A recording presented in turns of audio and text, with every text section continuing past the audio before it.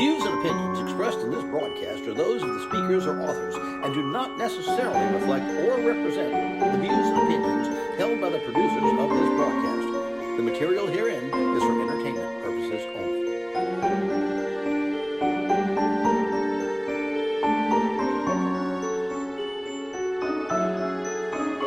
Welcome, everyone, to another episode of Haunted History Tours Presents Paranormal Planet.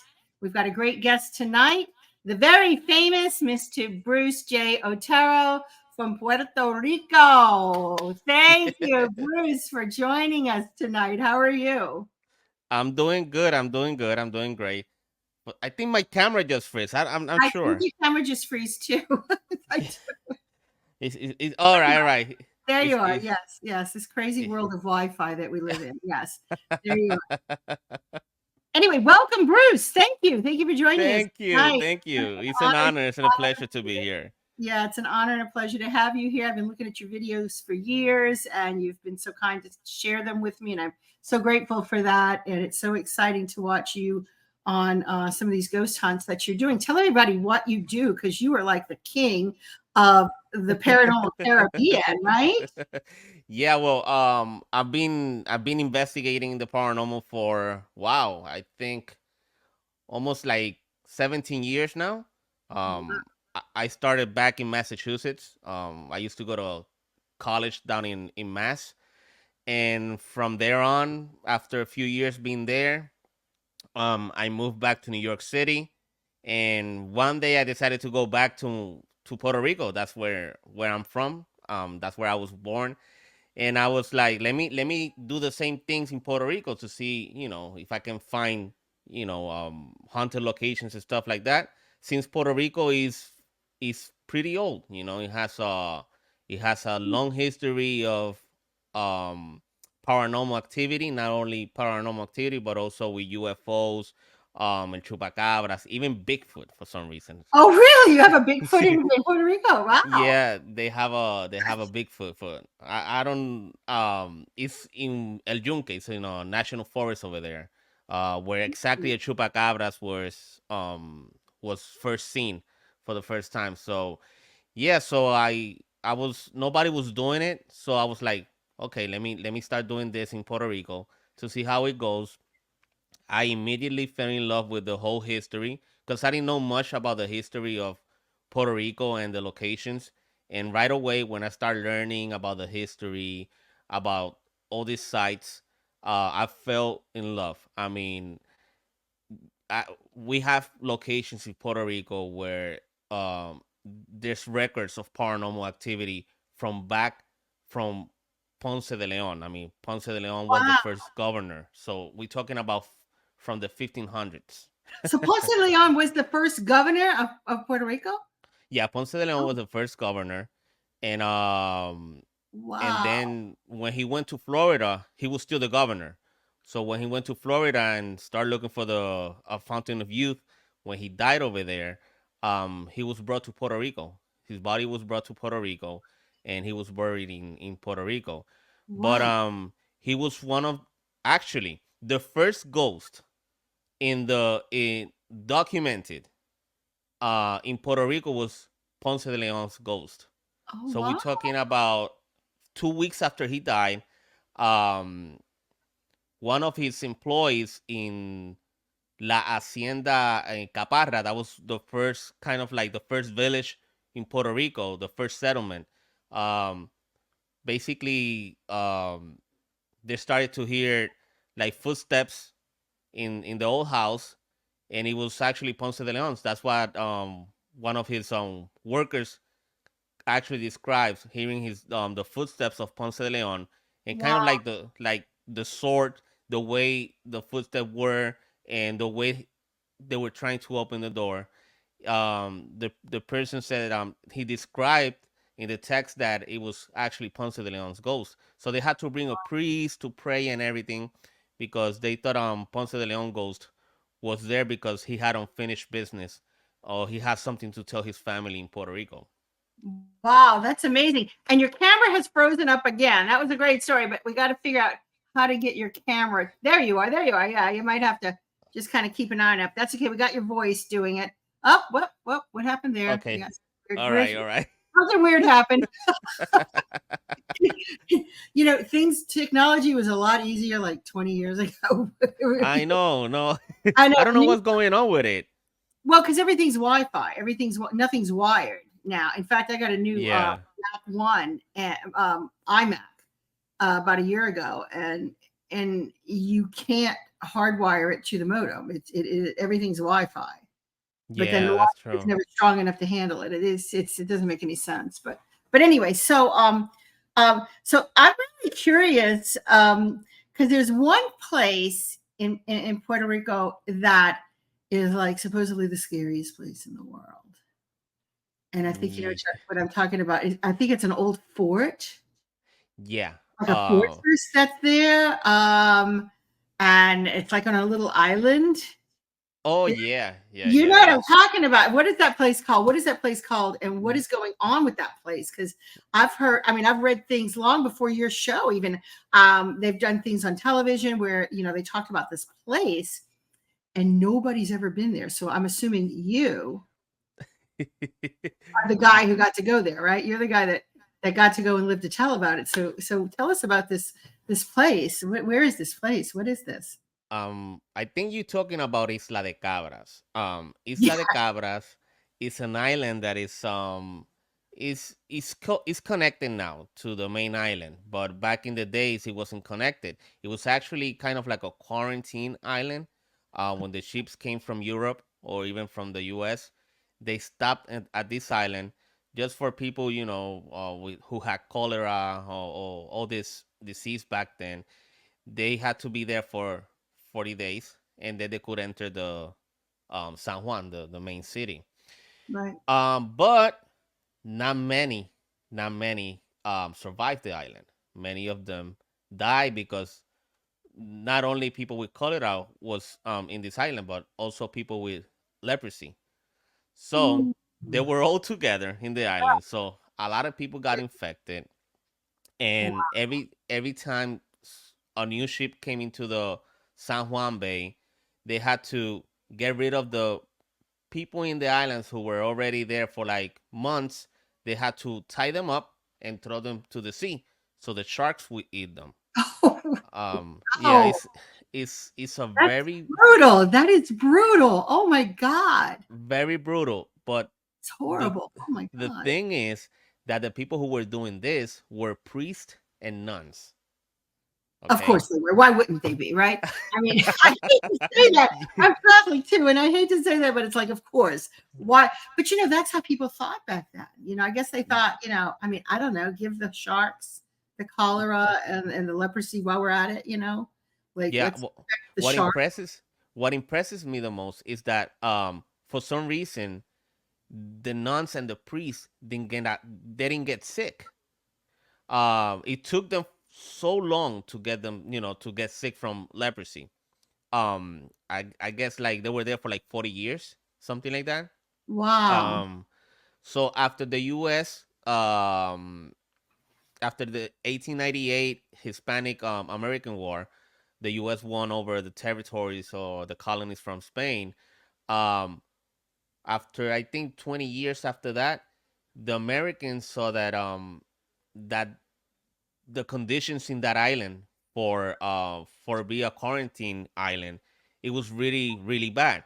So what they did is that they built an I think it was like a little hospital somewhere in Trujillo Alto, something like that. That's one of the a city in Puerto Rico. They built a hospital for these patients of leprosy to move them to that area because the way they were living in this little island, it was very very inhumane.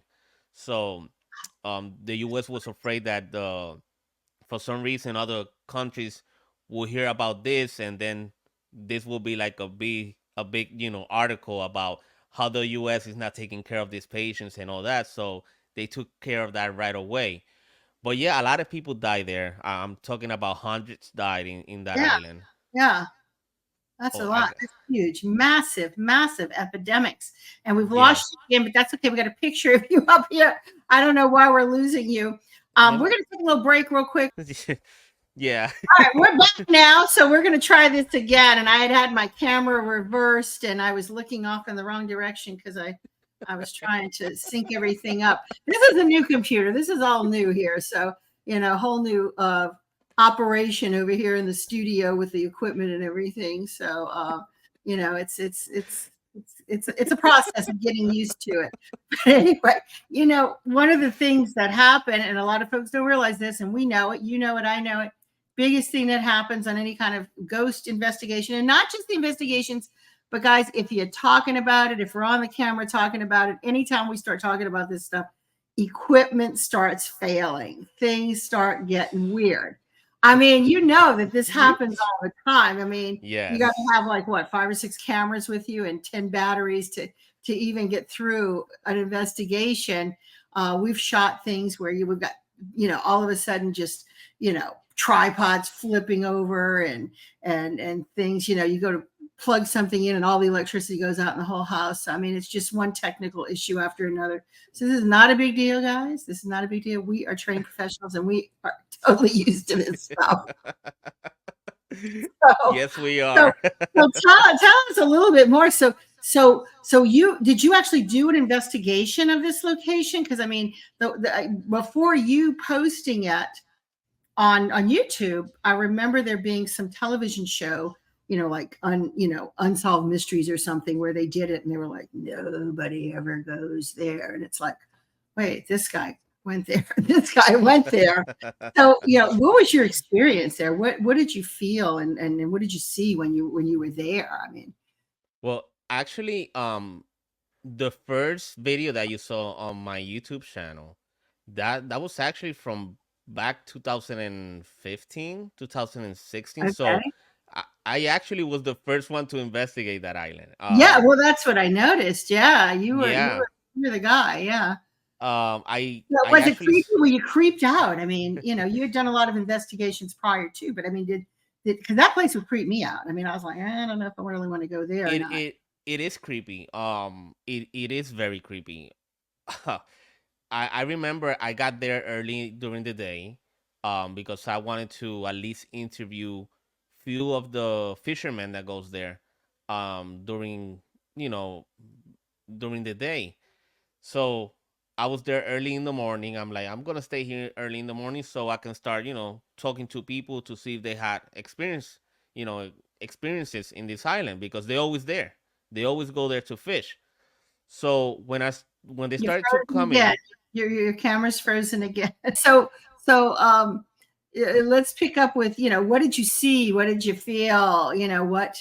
What kind of experiences? What was it like walking into this place, knowing that you were the first person that is investigating this? I mean, what was that like for you? wow, I was very nervous. I was so nervous about this place because I heard so many things. Even before talking to the fisherman that goes there almost every day. I heard so many stories about UFOs, about how haunted this location is, and this place being used for satanic rituals and all this stuff. So I was so nervous. I was so nervous because I was right away I said, I'm gonna spend the night there. So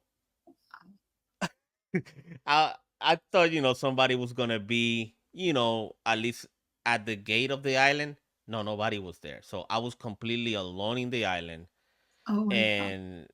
and that's where I got very nervous at night. Yeah, More nervous I wouldn't have gone there at night by myself. There's no way. because There's no way. I knew I was gonna be in this island by myself, completely alone.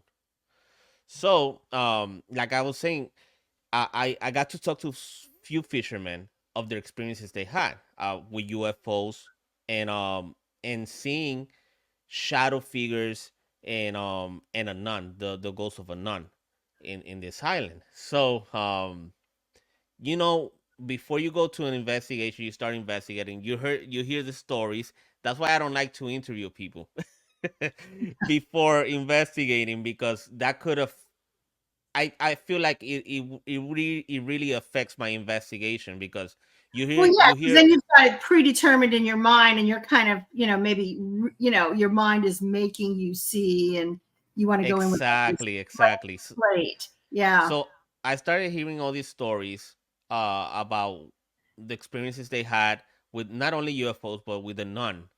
Uh, Almost all the fishermen there has seen the nun, and it seems that it's not a really good ghost. It's a really bad spirit. Um, they also told me about a story of a baby, and it's believed a baby was killed in this place Oh, for a satanic ritual. oh my. That's what the park rangers also told me.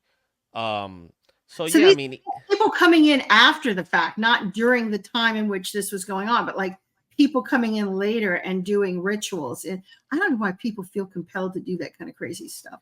yeah, I That's the mean, trouble. it's crazy. Plus, all the people that died there. I mean, they have this island. I think it's not in Italy. It's an island that it was used for quarantine. That is very famous. I don't remember in what country it is, To but it's in Portugal? Europe. It's no, it's not in. No, I think Ghost Adventures were there. Oh, okay, yeah. I don't remember the name of I that don't. I island. didn't really watch the shows on TV. I kind Yeah, well, I work with them, but I didn't. Not with Ghost Adventures, with other shows. But I remember one team going to an island down in Europe that is allegedly the most haunted because it was a quarantine station and many people die there. Well, actually, in this island in Puerto Rico, more people die than in that island, and there's still people buried in that island.